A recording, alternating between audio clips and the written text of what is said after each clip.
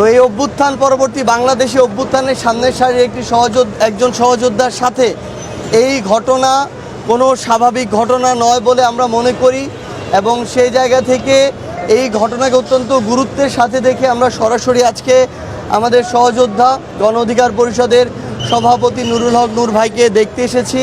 আপনারা জানেন যে তার শরীরের নাক, মাথা, বুক থেকে শুরু করে একাধিক জায়গায় ফ্র্যাকচার রয়েছে এবং তিনি এখনও ঢাকা মেডিকেলের আইসিইউতে রয়েছেন।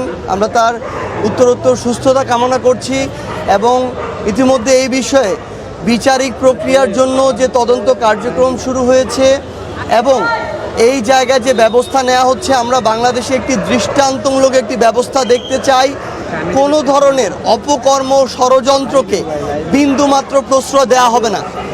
জনগণ রাজপথ যেভাবে বেছে নিয়েছিল ফ্যাসিস্ট তাড়ানোর জন্য, ফ্যাসিস্টদের পক্ষের যে কোনো ষড়যন্ত্র মোকাবেলা করার জন্য প্রয়োজনে আবার রাজপথ বেছে নেবে বাংলাদেশের এই ছাত্র জনতা।